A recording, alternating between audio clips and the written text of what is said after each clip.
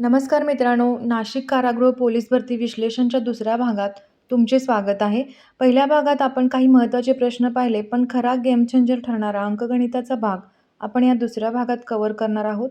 अनेक विद्यार्थ्यांना गणिताची भीती वाटते, पण आज आपण अशा काही शॉर्ट ट्रिक सांगणार आहोत, ज्यामध्ये तुम्ही गणिते न सोडवता फक्त पर्यायावरून उत्तरे काढाल. चला तर मग वेळ न घालवता सुरुवात करूया भाग 2 अंकगणिताचे सविस्तर स्पष्टीकरण.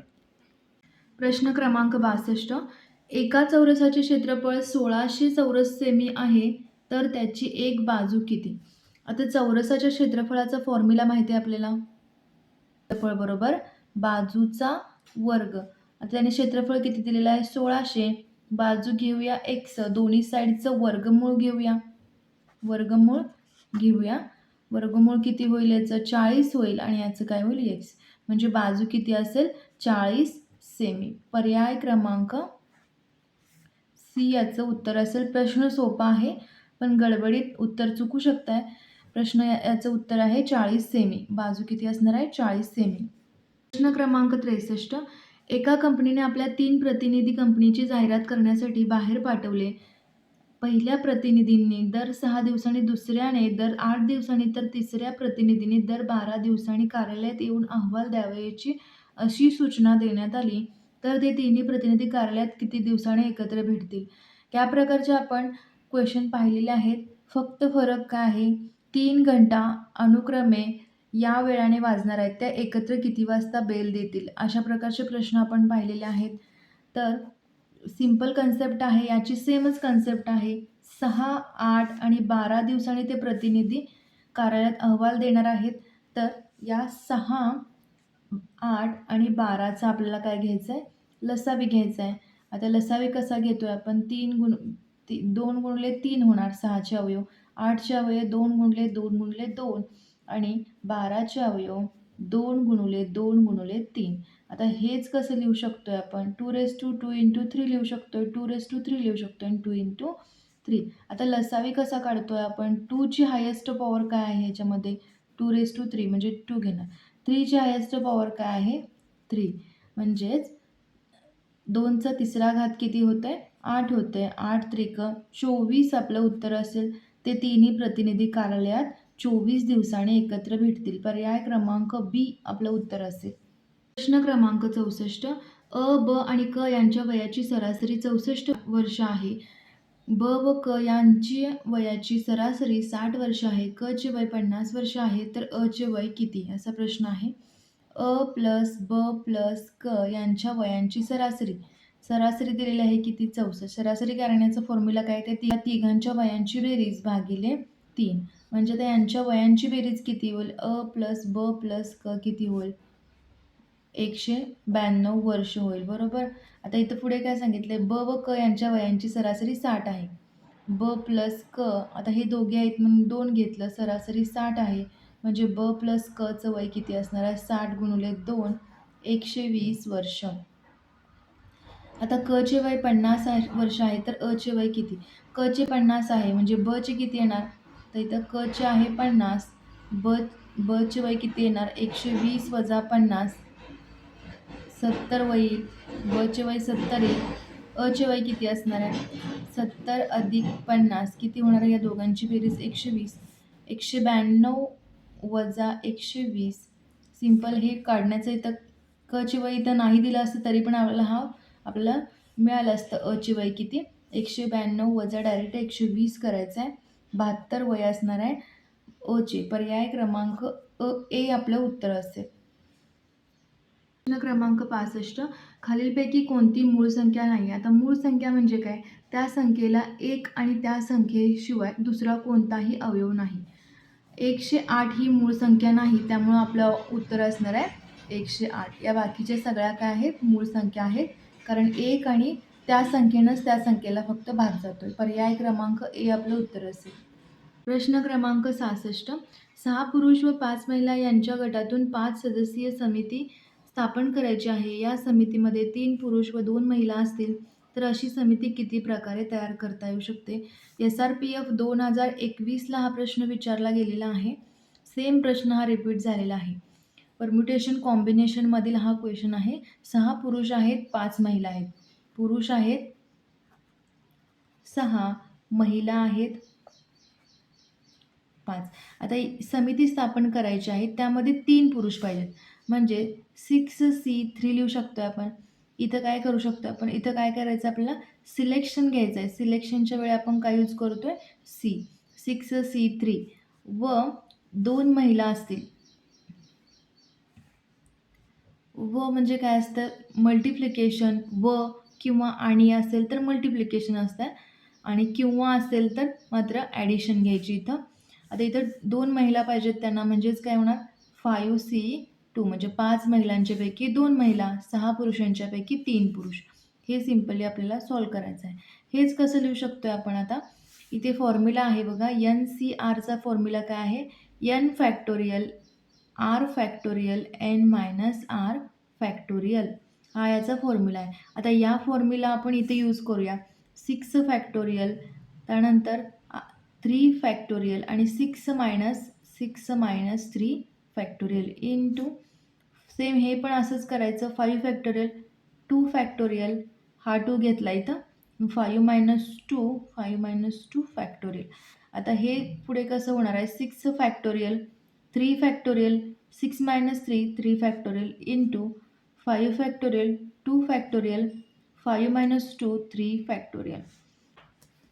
आता हे आपण पुढे कसं लिहितो बघा, 6 गुणुले 5 गुणुले 4 गुणुले 3 फॅक्टोरियल. 3च्या पुढच्या आपण लिहत नाही, कारण 3 फॅक्टोरियलला डिनॉमिनेटरचा 3 फॅक्टोरियल कॅन्सल होतोय, त्यामुळे इथे पुढे आपण हा वाढवलेला नाही. हेच कसं लिहू शकतोय, 5 इंटू 4 इंटू 3 फॅक्टोरियल. पुन्हा इथं डिनॉमिनेटरला 3 फॅक्टोरियल आहे, त्यामुळं हा कॅन्सल होतील, त्यामुळे याच्या पुढचे आपण लिहिले नव्हते, हा पण कॅन्सल होईल. आता उत्तर काय येणार आहे, 6 इंटू 5 इंटू 4, 3 फॅक्टोरियल कसं लिहितो आहे आपण, 3 इंटू 2 इंटू 1 इंटू 5 इंटू 4 राहिलेलं आहे इथं, आणि 2 फॅक्टोरियल म्हणजे 2 इंटू 1. आता याचं उत्तर किती येतं आहे, 3 दोन्ही 6 म्हणजे हे 2 6ला कॅन्सल होतील, 20 उत्तर येईल. 5 गुणिले 4 20 होईल आणि हे 10 उत्तर येईल. म्हणजे याचं उत्तर काय येईल, 200 प्रकारे ती समिती स्थापन करता येऊ शकते. पर्याय क्रमांक ए आपलं उत्तर असेल, 200 प्रकारे ती समिती स्थापन करता येऊ शकते. प्रश्न क्रमांक 67, अ हा एक काम 36 दिवसात पूर्ण करतो. अ व ब मिळून तेच काम 12 दिवसात पूर्ण करतात, तर तेच काम एकटा ब किती दिवसात पूर्ण करू शकेल. आता हेच आपण कसं लिहितोय, एचे काम, ए प्लस बीचे काम किती असणार आहे, अ प्लस बचं काम वजा आपल्याला काढायचं कुणाचं, बचं, म्हणजे अचं काम काय करूया आपण, वजा करूया. आता इथे काय सांगितलंय, अ हा एकटा 36 दिवसात करतोय, म्हणजेच काय, तर ह्या फॉर्म्युल्यामध्ये आपण व्हॅल्यू पुट करूया. पहिला अचं काम काय असणार आहे, एक काम 36 दिवसात. एक म्हणजे काय लिहितोय आपण, हे काम असणार आहे आणि हे 36 दिवस असणार आहेत. तसेच अ व बचं काम त्याने दिलेलं आहे. अ व ब काम किती आहे, एक काम 12 दिवसात. आता या व्हॅल्यू आहेत त्या क्वेश्चनमध्ये पुट करूया. 1 अ प्लस बचं काम 1/12 मायनस 1/36. आपल्याला कशाचं काम मिळणार आहे, बचं तो एकटा किती दिवसात पूर्ण करेल हे आपल्याला निघणार आहेत. ते तर्किकच गुणाकार करूया, 36 वजा 12 भागिले 12 गुणिले 36. आता हेच आपण हे डिनॉमिनेटर, हे छेदस्थानी आहे 12 36, हे वरती अंशस्थानाला येईल आणि यांचं वजाबाकी होईल. 36 वजा 12 किती होणार आहे, 24. 12 दोन्ही 24, 18 दिवसात ब ते काम पूर्ण करू शकेल. 18 दिवस आपलं उत्तर असेल. पर्याय क्रमांक सी आपलं उत्तर असेल. प्रश्न क्रमांक 68, एका वर्गातील मुलांचे सरासरी वय 14 वर्ष आहे आणि मुलींचे सरासरी वय 12 वर्ष आहे. मुलींची संख्या मुलांच्या संख्येपेक्षा 8ने जास्त आहे. मुलांची संख्या 12 असेल तर सर्व विद्यार्थ्यांची सरासरी वय किती. आता इथे काय सांगितलंय, मुलांची संख्या 12 आहे, म्हणजे मुले आहेत 12. मुली किती असणार आहेत, मुलींची संख्या मुलांच्या संख्येपेक्षा 8ने जास्त, म्हणजेच 12 अधिक 8 मुली असणार आहेत 20. आता वर्गातील मुलांचे सरासरी वय किती दिले, 14, म्हणजे मुलांच्या वयांची बेरीज मिळेल आपल्याला. मुलांच्या वयांची बेरीज किती असणार आहे, ती कशी काढतोय आपण, बेरीज बरोबर किती मुले आहेत 12 आणि सरासरी वय दिलेलं आहे त्यांचं 14, म्हणजे त्यांचा गुणाकार होईल 12 गुणिले 14 म्हणजे 168 यांची बेरीज येईल, मुलांच्या वयांची बेरीज. आता मुलींच्या वयांची बेरीज आपल्याला इथं मिळू शकते. मुलींच्या वयांची बेरीज.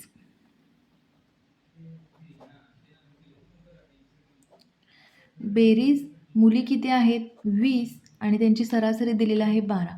म्हणजे 12 दुनी 24 म्हणजे 240 काय येईल, ते मुलींच्या वयांची बेरीज येईल. आता त्यांनी काय विचारलंय तर सर्व विद्यार्थ्यांचे सरासरी वय किती. सर्व विद्यार्थी किती आहेत ते पहिलं बघूया. मुले 12 मुले 20 म्हणजे 12 अधिक 20 किती होणार आहे 32 आणि यांच्या वयांची बेरीज किती असणार आहे 408 भागिले 32. त्यांचे वयांची बेरीज ही असणार आहे त्यांच्या वयांची बेरीज आणि हे असणार आहे त्यांची संख्या. तर सरासरी वय किती असणार आहे त्यांचं 12.75 वर्ष यांचं वय असणार. पर्याय क्रमांक डी आपलं उत्तर असेल. प्रश्न क्रमांक 69. सुनील व दिलीपने एक व्यवसाय सुरू केला. त्यामध्ये सुनीलची गुंतवणूक 22,500 व दिलीपची गुंतवणूक 35,000 रुपये होती. एकूण नफा 13,800 रुपये असेल तर गुंतवणुकीच्या प्रमाणातच नफा वाटप होणार असेल तर दिलीपच्या नफ्याचा वाटा किती. तर हा आहे सुनील आणि इथं आहे दिलीप. सुनीलने किती गुंतवलेले आहेत 22,500. दिलीपने किती गुंतवले आहेत 35,000. आता यांचा रेशो फाइंड करूया. 25 एके 25 शिल्लक किती राहणार 10 म्हणजे 25 चोक 100 आणि 25 9 225. हा झाला त्यांचा रेशो झाला गुंतवणुकीचा रेशो. त्यानंतर त्यांना नफा किती मिळाला आहे 13,800 आणि आपल्याला दिलीपच्या नफ्याचा वाटा काढायचा. दिलीपच्या नफ्याचा वाटा कसा काढतोय दिलीपचा नफा किती असणार आहे 14 गुंतवणूक आहे 14 यांची दोघांची ॲडिशन होईल 14 अधिक 9 गुणुले एकूण नफा किती आहे 13,800. 14 भागिले 23 गुणुले 600 14 गुणुले 600 8,400 हा दिलीपचा नफ्याचा वाटा असणार आहे. पर्याय क्रमांक सी आपलं उत्तर असेल. प्रश्न क्रमांक 70. एका काटकोन त्रिकोणाचा कर्ण 10 सेमी व एक बाजू 8 सेमी आहे तर त्याची परिमिती किती. आता हा आहे काटकोन त्रिकोण, त्याचा कर्ण त्यांनी दिलेला आहे 10 सेमी, एक बाजू 8 सेमी. आता ही बाजू आपल्याला फाइंड करायचं. पायथागोरस थेरम यूज करायचा. पायथागोरस थेरम आपल्याला माहीत आहे. काय आहे पायथागोरस थेरम तर कर्णचा वर्ग बरोबर पहिली बाजूचा वर्ग अधिक दुसऱ्या बाजूचा वर्ग. पहिली बाजू किती आहे 8 आहे, दुसरी बाजू आपल्याला काढायची आहे आणि कर्ण आहे 10. 100 बरोबर 64 अधिक एक्स स्क्वेअर 100 वजा 64 बरोबर एक्स स्क्वेअर. मग एक्स किती येणार 100 वजा 64 येईल 36 म्हणजे एक्स आली 6. 6 सेमी दुसरी बाजू असणार आहे. ही बाजू जी असणार आहे ती काय असणार आहे 6 सेमी. आता त्रिकोणाची परिमितीचा फॉर्म्युला काय आहे बाजूंची त्याच्या बेरीज असते. त्रिकोणाची परिमितीचा फॉर्म्युला काय त्यांच्या बाजूंची बेरीज म्हणजेच 8 अधिक 6 अधिक 10 24 सेमी ते आपलं उत्तर असेल. 8 आणि 6 14 14 आणि 10 24 सेमी आपलं उत्तर असेल. पर्याय क्रमांक ए आपलं उत्तर असेल. प्रश्न क्रमांक 71. एका पाण्याच्या टाकीची लांबी 3.5 मीटर, रुंदी 1.5 मीटर व 80 सेमी खोली असल्यास ती टाकी पूर्ण भरण्यास किती पाणी लागेल. आता टाकीचा गणपळाचा फॉर्म्युला लागेल इथं आपल्याला आणि एक तर लांबी त्याने 3 मीटरमध्ये दिलेली आहे, रुंदीसुद्धा त्याने मीटरमध्ये दिलेली आहे, पण जी खोली दिलेली आहे ती सेंटीमीटरमध्ये दिलेली आहे. आता हे जी खोली सेंटीमीटरमध्ये दिलेली आहे ती मीटरमध्ये कन्व्हर्जन करून घेऊया पहिला. आता 1 मीटर म्हणजेच काय असणार आहे 100 सेंटीमीटर. आता इथं 80 सेमीचं आपल्याला मीटरमध्ये कन्व्हर्जन करायचं आहे. 100 म्हणजे 0.8 मीटर खोली असणार आहे बरोबर. खोली असणार आहे 0.8 मीटर. आता लांबी दिलेली आहे, रुंदी दिलेली आहे. मग आता पाण्याच्या टाकीचे घनफळ काय असणार आहे लांबी गुणुले रुंदी गुणुले खोली. तर काय येईल 3.5 गुणुले 1.5 गुणुले 0.8. त्यांचं मल्टिप्लिकेशन काय येईल 15 × 5 = 75 7 15 × 3 = 45 आणि 52 म्हणजे काय आलं 5.25 आलं इंटू 0.8 काय उत्तर येणार आहे याचं 4.2 घनमीटर याचं काय असणार आहे पाण्याच्या टाकीचे घनफळ मीटर. आता किती लिटर पाणी मावेल असं विचारलंय. 1 घनमीटर म्हणजेच 1000 लिटर. ही इथं महत्त्वाचं आहे. 1000 लिटर तर 4.2 घनमीटर म्हणजे किती लिटर. आता 1000 गुणुले 4.2 करावं लागेल आपल्याला डिवाइड 1 म्हणजेच काय उत्तर येणार आहे 4200 लिटर म्हणजेच 4200 लिटर. पर्याय क्रमांक बी आपलं उत्तर असेल. क्रमांक 72 25/49 27/53 18/35 आणि 16/31 यामध्ये सर्वात लहान अपूर्णांक कोणता. आपली प्रत्येक वेळी जे आपण वापरतो बेसिक मेथड तीच इथे यूज करायची आहे. 25/49चं कंपॅरिझन सुरुवातीला 27/53 बरोबर करायचं आहे. तर इथे आपण कसं करतोय कंपॅरिझन 25 गुणिले 53 होणार तिरकस गुणाकार करायचा आणि 27 गुणिले 49. आता 27 गुणिले 49 किती होईल 1323 आणि 25 गुणिले 53 1325 होईल. आता यापैकी लहान कोणता आहे हा लहान आहे म्हणजे 27/53चे पुन्हा आपल्याला कंपॅरिझन करायचे आहे 18/35 बरोबर. 18/35 बरोबर. आता 27 गुणिले 35 तिरकस गुणाकार करतोय पुन्हा इथं आपण 18 गुणिले 53. आता 27 गुणिले 35 किती होईल 945 आणि 18 गुणिले 53 954. यापैकी लहान कोणता आहे 945 म्हणजे 27/53 हा अपूर्णांक लहान आहे. आता याचं कंपॅरिझन पुन्हा 16/31 बरोबर करायचा. पुन्हा इथे तिरकस गुणाकार 27 गुणिले 31 16 गुणिले 53 848 येईल आणि याचं उत्तर येईल 837. आता लहान यापैकी कोणता आहे 27/53 हा अपूर्णांक इथे लहान असणार आहे. पर्याय क्रमांक डी आपलं उत्तर असेल. क्रमांक 73 नंतर क्रमाने येणारी 16वी विषम संख्या कोणती. आता 73 नंतर क्रमाने येणारी 73 प्लस 16 गुणिले 2 किती येते बघूया 32 होईल म्हणजे याचं उत्तर किती येईल 104. 105 उत्तर येईल 73 अधिक 32 105 येईल. आता त्यांना विषम संख्या पाहिजे त्यामुळे 105 आपलं उत्तर असेल. पर्याय क्रमांक सी आपलं उत्तर असेल. प्रश्न क्रमांक 74 एक बोट स्थिर पाण्यात 13 किलोमीटर प्रति तास वेगाने जाते आणि प्रवाहाचा वेग 8 किलोमीटर प्रति तास असेल तर प्रवाहाच्या दिशेने 273 किलोमीटर जाण्यासाठी बोटीला किती वेळ लागेल. तर सिंपल प्रश्न आहे हा बघा. इथे काय सांगितलंय बोटीचा वेग दिलेला आहे यू दिलेला आहे 13 किलोमीटर प्रति तास आणि प्रवाहाचा वेग दिलेला आहे व्ही दिलेला आहे 8 किलोमीटर प्रति तास.